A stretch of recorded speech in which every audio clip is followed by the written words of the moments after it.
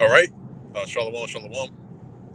Uh, Before I begin this live stream, first and foremost, we give all praise, honor, and glory to Yahweh, Ba'ashem Yahushai, Ba'ashem Rashad. Also, as well, double honors to the apostles and the others of Great Millstone that continue to rule very well to this very day, that is continually feeding the flock through the spirit and power of Yahweh, Ba'ashem Yahushai. Also, as well, shalom to the hopefully elect as well. Let's continue to labor in his work, also labor to show forth your diligence to make your calling and election sure, in faith, in truth, in sincerity, and also in all charity. Now, of course, this is another edition of the Spiritual Thoughts in Transit. Like always, whatever comes to mind through the Spirit, just going to go ahead and bring it out. Okay. But, I'm, through the Spirit, I'm still land backing off of, what we witnessed today at the camp. You know, Basically, you had, this whole line, a whole line of Jakes and line after line of Jakes, so-called Negroes specifically, the Southern Kingdom, right? That's dressed in all white. That's was walking down, past us, the brothers, you know, and through the spirit, man, we was heated, you know, because we see the state of our people today and the mindset that they have, and a complete disregard for the things that are about to take place here in the near future. It's no consideration for what's to come, what's about to happen here on the soils of America, man. We are at the cusp of famines, calamities. All right, martial law, your everything being taken away from you. We are now entering into that stage. Okay, and there's plenty of scriptures that show you that. Second Ezra, the 15th chapter. All right, saying that a man shall not be able to. A man's going to desire to go into the city and shall not be able. Also, Second Ezra, the 16th chapter, started from the 70th verse, verse 70, where it says Esau's going to be like a madman, sparing none, but still spoiling the lay up in store that's coming on the soils of America to a city near you. Okay, but what do our people do? All right, they have events and they think that these things are gonna they think by indulging themselves in this current world is going to put off the day of the Lord, you know, because our people, they don't believe that the Lord is near in this time today. Okay, but what does the scripture say about that? It says that it is high time to awake out of sleep. All right, for our salvation is nearer than we believed. Okay, and that's true. Our salvation is nearer than we believe, man. The average person would think that the day of the Lord, the time of our salvation is afar off, when it's really not. Okay, you already see what's going on in Illinois. All right, if you been paying attention, basically that's the first state to allow the purge, you know, or a form of a purge. Okay, so that's also starting off, and we was talking about this off camera, right? You're starting to see an increase in the famine of the word, because guess what? Other states are going to follow suit. Okay, and once they see this, right, you're not going to see the prophets out on the highways and byways anymore, man. This word that you see being consistently brought out on the highways and byways is not going to be readily available anymore. Okay, like it says in the book of Amos, um, chapter 8, I believe it's verse 11. All right, where it says going to be a famine of the word, not a famine of bread or a thirst for water, but of hearing the words of the Lord Yahweh Ba'ashmi Shai. Okay, but guess what? On top of that, Ezekiel, the fourth chapter and the fifth chapter, all right, that speaks about the famine. Okay, and it says that the Lord is going to increase the famine upon these people. All right, so there's nothing to be in a relaxful state about, man. It's no excuse to be in that restful spirit, man. Okay, because man, the Lord are not resting. All right, we're not resting until the Lord makes us a name and a praise in the earth. All right, or a name and fame in the earth. The scriptures tell you that. All right, And also it says we shall not hold our peace day nor night. Okay, that's his word being published, and that was really the first precept that's brought out as well. All right, that this word is going to be distributed throughout the four corners of the earth. Then the end shall come, and we're in the middle of the end. All right, we're already at the end. Okay, this society right now is breaking down. All right, and Esau Edom is losing his control, which Esau is the true biblical nationality of the so-called white man. Okay, he's losing his grip on rulership right now. Okay, and he can no longer maintain that same power that he had, back when America was brim and young. Okay, now America is played out now. All right, and these other nations, the heathens, they see that. Okay, that's why when you read in Joel, the 2nd chapter, all right, it says that the heathens, the nations, are now saying that they're strong. Okay, the weak nations that were once weak and now saying that they're strong now. They're able to take on America head to head. All right, and that's true. These other nations are ready to take on America head to head. Okay, because America has lost its luster, it's lost its power. All right, and the Lord is transferring that power from Esau Edom to his people.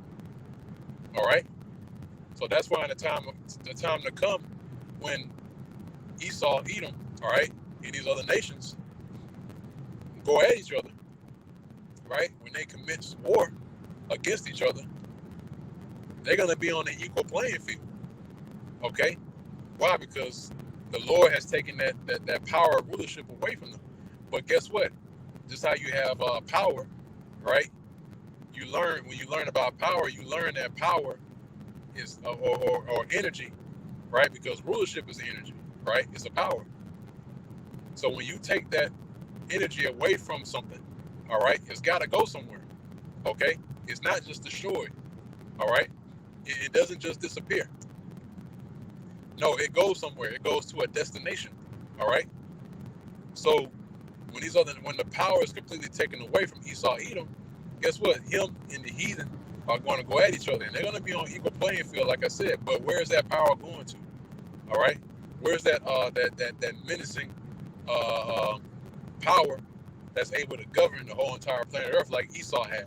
All right. Where is it going to go? All right. It's going to go to us, the so-called Negroes, Hispanics, and Native Americans, which are the Israelites. Okay. The Lord is going to give us power, back that power that was taken away from us. All right. And again, that power, that energy is rulership. Okay. That's what we're coming into, man. All right. So it'd be wise to take heed to this word that's being published, man. Because this is the gospel. It's like we went into the camp earlier, all right, concerning the gospel.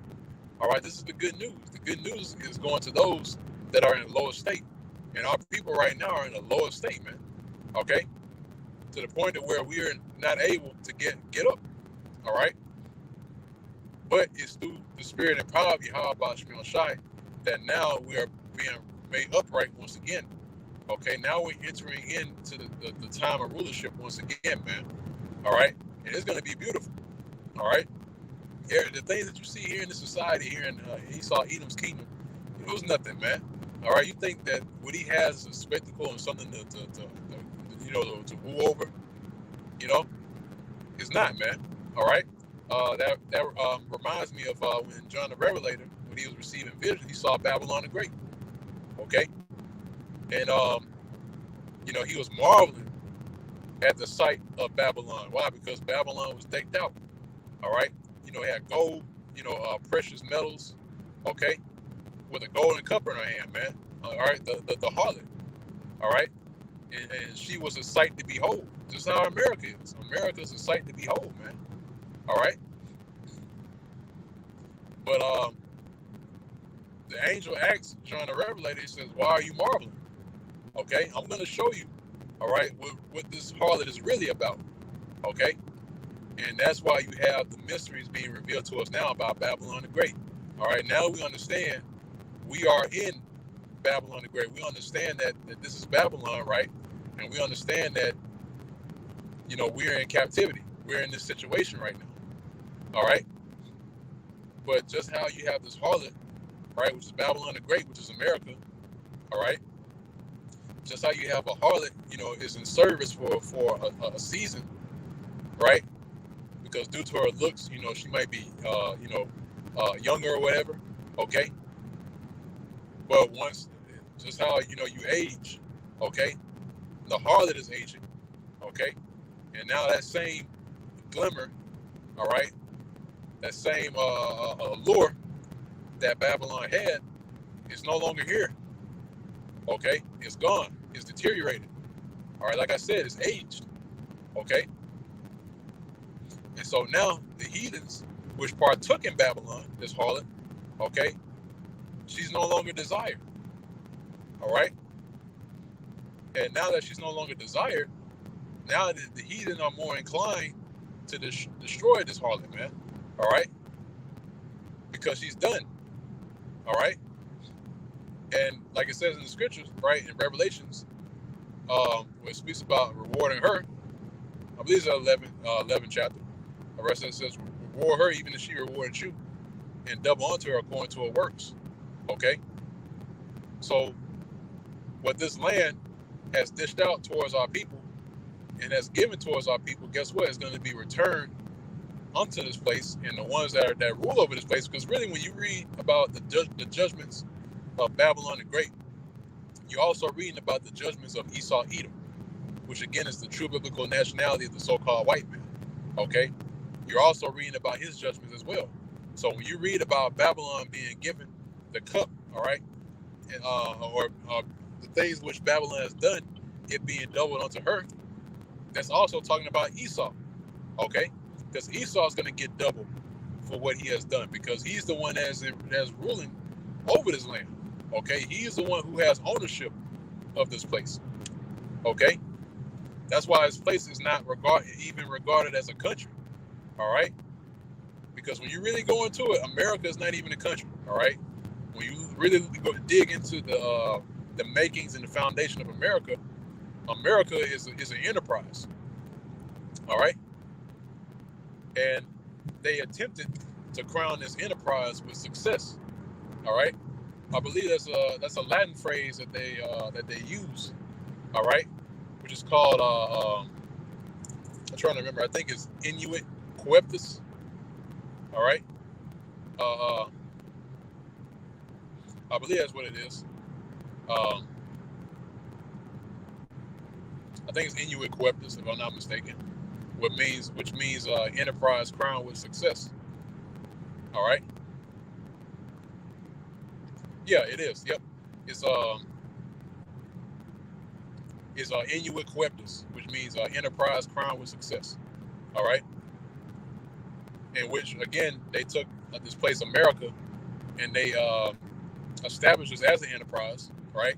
And they've used America as a catalyst, all right, a medium, right? Because when you read about mediums are used by witches, all right. So they use this place as a catalyst and a medium to push out wickedness, okay. That's why America is set up in high regards, okay. And anybody that's outside of America, right? These other nations, they take after the ways of America, all right? And that's why you read in the scriptures, right, as well, about those that are drinking the wine of the harlot, the wine of Babylon, all right? They're mad, all right?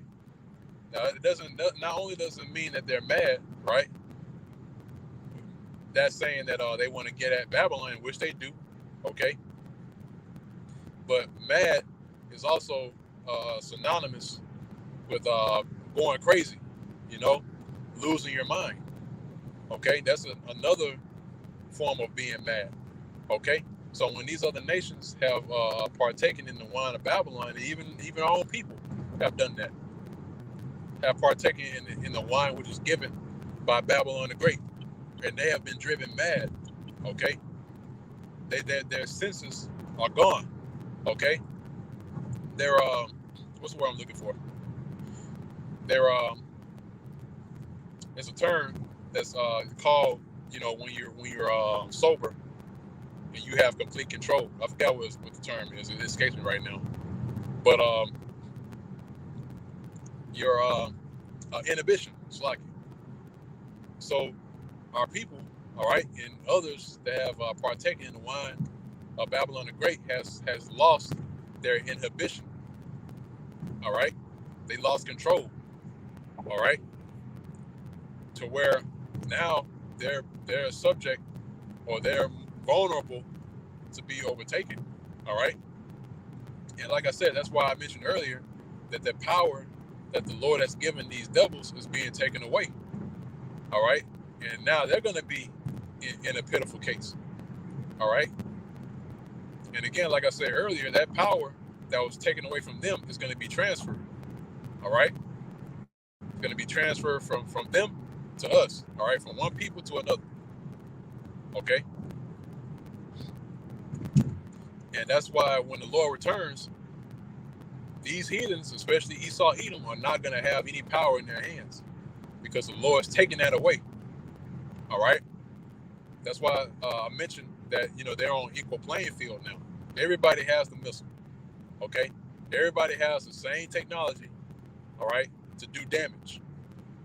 Okay, and once they perform that, or they try to commence that operation of doing damage, all right, the Lord is going to swoop in, all right, and just overpower these heathens, all right, these other nations in this current kingdom, Esau, Edom, man, all right, or this kingdom that belongs to Esau, Edom, all right, and after that, they're all going to be underneath subjection, man, okay, but like I was mentioning earlier, right, even this gospel being preached, okay, which is a comfort, like we mentioned earlier, right? This is supposed to comfort our people, man. That every single Israelite that you see, okay? But what are they being comforted with today? All right, they're being comforted with the that same allure, all right, of Babylon the Great. That's now is played out, all right? And there's nothing that is snapping our people out of that sleep. And you know what? Yahweh Shemel Shah is the one that put that spirit on a majority of our people, man. When you read Isaiah, the 29th chapter, it speaks about that spirit of deep sleep, okay, that's been put on our people. All right? Now, when you put in a state of deep sleep, it's impossible for you to wake up. All right? When you're in a state of deep sleep, you are gone, man. Your senses are gone. You don't know what's going on around you. All right, and you're left vulnerable. Okay, and that's the state of our people today. They're in the spirit of that deep sleep, to where they're vulnerable. All right, they're able to be taken. All right, persuaded. All right, they have no senses whatsoever. They don't know what the hell's going on. Right, and they're driven mad, like I mentioned earlier. All right, they're dreaming right now. Okay.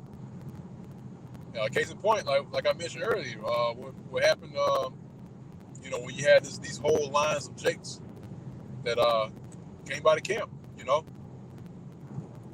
word was right there in front of them. All right, the door of life, or the door of mercy, Salakia, was open right before them, man, and they just walked on by, right, with no cares in the world, all right, not knowing that they walked past life, man. All right, walked right past the way to survive.